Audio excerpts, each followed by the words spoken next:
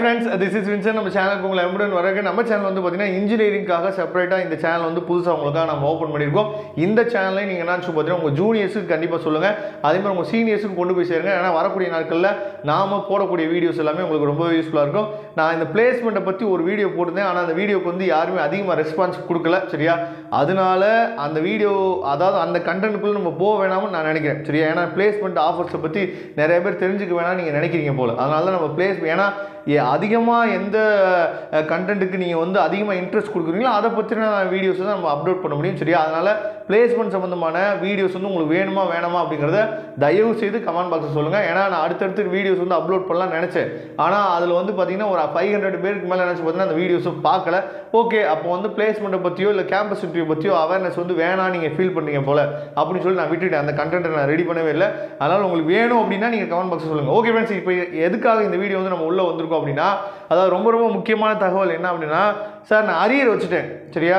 அப்போ இந்த அரியர் வச்ச பேப்பர் வந்து நான் திரும்ப வந்து பாஸ் பண்ணிடுவேன். எப்படி இருந்தாலும் நான் பாஸ் பண்ணிடுவேன்.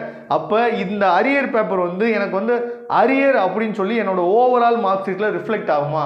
இந்த டவுட் வந்து நிறைய பேருக்கு இருக்குது. அதுக்கப்புறம் நான் அரியர் வச்சுட்டேன் சார், இந்த அரியரில் நான் 3 வருஷத்துக்குள்ளே என்னமோ பாஸ் பண்ணுன்னு சொல்கிறாங்களே, இல்லை அப்படின்னா இன்டர்னல் மார்க் வந்து கேன்சல் ஆயிருமாமே. சரியா?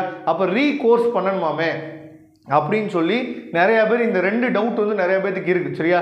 இதை பற்றி தான் இந்த வீடியோ நம்ம தெளிவாக பேச போகிறோம். ஃபர்ஸ்ட் ஆஃப் ஆல் நீங்கள் இந்த ரீகோர்ஸை பற்றி நம்ம சொல்லிடலாம். சரியா? இப்போ நீங்கள் வந்து அரியர் வச்சுருக்கீங்க. அரியர் வச்சுருந்தீங்க அப்படின்னா அந்த 3 இயர்ஸ்க்குள்ளே, இப்போ நீங்கள் ஃபஸ்ட் இயர் நீங்கள் அரியர் வச்சுருக்கீங்க அப்படின்னா நீங்கள் வந்து 4th இயர் முடிக்கிறதுக்குள்ளே நீங்கள் என்ன பார்த்தா கம்ப்ளீட் பண்ணிடணும். அந்த இன்டர்னல் மார்க் இல்லைன்னா வந்து பார்த்தீங்கன்னா உங்களுக்கு எடுத்துக்க கொள்ள மாட்டாது. தெளிவாகவே கொடுத்துருக்காங்க. அண்ணா யூனிவர்சிட்டியோட அந்த ரூல்ஸ் அண்ட் ரெகுலேஷனில் வந்து பார்த்தீங்கன்னா தெளிவாகவே கொடுத்துருக்காங்க. இதை பற்றி உங்கள் ஸ்டாஃப்கிட்டையும் நீங்கள் தெளிவாக கேட்டுங்க. சரியா? ரீகோர்ஸ் எப்படி பண்ணுறது? எனக்கு வந்து 3 வருஷம் முடிஞ்சிச்சு அப்படின்னா நான் ரீகோர்ஸ் எப்படி பண்ணுறது, அதாவது இன்டர்னல் நான் வந்து திரும்ப எக்ஸாம் எழுதணுமா, என்ன பண்ணணும் அப்படிங்கிறத நீங்கள் உங்கள் காலேஜில் இருக்கக்கூடிய ஸ்டாஃப் இருப்பாங்க பார்த்தீங்களா, அதாவது எந்த கோர்ஸுக்கு நீங்கள் அரியர் வச்சுருக்கீங்களோ அந்த ஸ்டாஃப்கிட்ட போய் நீங்கள் என்ன பார்த்தீங்கன்னா கேட்டுக்குங்க. சரியா? ஏன்னா இது வந்து வருஷம் நமக்கு அப்டேட் ஆகிறதுக்கு வாய்ப்புகள் இருக்குது. அப்போ 3 வருஷத்துக்குள்ளே நீங்கள் என்ன பார்த்தீங்கன்னா அரியர்ஸை நீங்கள் கிளியர் பண்ணிடணும். சரியா? 3 அட்டம்ப்ட்ஸ் கிடையாது, 3 இயர்ஸ். அதை தெளிவாக நீங்கள் புரிஞ்சுங்க. சரியா? ஏன்னா 3 அட்டம்ப்ட்ஸ்னால் அது வேறு, 3 இயர்ஸுங்கிறப்ப ஒவ்வொரு இயரும் நமக்கு 2 செமஸ்டர் இருக்கும். சரியா? அப்போ அட்டம்ஸ் நம்ம கணக்கு வச்சுக்கும் போது 6 அட்டம்ஸ் கூட நீங்கள் கணக்கு வச்சுக்கலாம். சரியா? அப்போ 3 இயர்ஸ்க்குள்ளே நீங்கள் என்ன பார்த்தா கம்ப்ளீட் பண்ணிடணும். கம்ப்ளீட் பண்ணல அப்படின்னா உங்களோட இன்டர்னல் மார்க் வந்து எடுத்துக்க மாட்டாங்க. அது ரீகோர்ஸ் பண்ணுற மாதிரி ஆயிரும். இதில் தெளிவாக நீங்கள் இருந்துக்குங்க. அதுக்கப்புறம் வந்து பார்த்தீங்கன்னா நான் அரியர் வச்சு நான் வந்து என்ன பார்த்தா கிளியர் பண்ணிட்டேன். சரியா? அரியர் வச்சு நான் கிளியர் பண்ண பின்னாடி அந்த அரியரோட அந்த ரிஃப்ளெக்ஷன், சரியா, அதாவது நான் அரியர் வச்சு பாஸ் பண்ணிட்டேன், இது வந்து ஓவரால் மார்க் ஷீட்டில் வருமா? இது நிறைய பேர் இந்த டவுட் கேட்குறீங்க. சரியா? ஓவரால் மார்க் ஷீட்டை நமக்கு எப்போ கொடுப்பாங்க? அந்த கன்சாலிடேட் மார்க் ஷீட் வந்து எப்போ கொடுப்பாங்க அப்படின்னா நீங்கள் வந்து இன்ஜினியரிங்கை முடிச்சாதான் அந்த கன்சாலிடேட் மார்க் ஷீட்டே நமக்கு கிடைக்கும். அப்போ இன்ஜினியரிங் முடிச்சானா என்ன அர்த்தம்? ஒரு கிரெடிட் கோர்ஸாக இருந்தாலும் சரி, 2 கிரெடிட் கோர்ஸாக இருந்தாலும் சரி, எல்லா கிரெடிட் கோர்ஸுமே நம்ம என்னாச்சு பார்த்தீங்கன்னா ஓவராலாக கம்ப்ளீட் பண்ணால் மட்டும்தான் நமக்கு என்ன பண்ணுவாங்கன்னு சொல்லி பார்த்தீங்கன்னா நமக்கு வந்து அந்த கன்சாலிடேட் மார்க் ஷீட்டே நமக்கு வந்து கிடைக்கும். சரியா?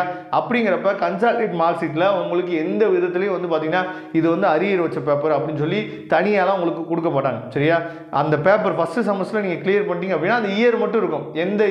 எந்த இயரில், அதாவது இப்போ நடந்து பார்த்தீங்களா, இப்போ ஏப்ரல் 2024 இந்த எக்ஸாமில் நீ ஒரு பாஸ் பண்ணார் அப்படின்னு சொல்லி பாஸ் பண்ண அந்த இயர் மட்டும் இருக்கும். அதே பேப்பர் தான் இருக்கும். அதெல்லாம் யாரும் உள்ளே போய் அதெல்லாம் ஆராய்ச்சி பண்ண மாட்டாங்க. சரியா?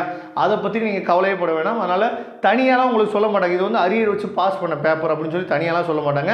அதனால் கன்சாலிடேட் மார்க் ஷீட் வந்து நமக்கு ஃபார்ம் பண்ணணும் அப்படின்னாவே நம்ம என்ன பண்ணிருக்கோம்னு பார்த்தீங்கன்னா ஓவராலாக பாஸ் பண்ணால் தான் நம்ம ஃபார்ம் பண்ண முடியும். அப்போ ஓவரால் நீங்கள் பாஸ் பண்ணிட்டீங்க அப்படின்னா ஆட்டோமேட்டிக்காக அதெல்லாம் என்னன்னு பார்த்தீங்கன்னா உங்களுக்கு தனித்தனியாலாம் வராது. அரியர் எக்ஸாம் தனித்தனியாக வராது.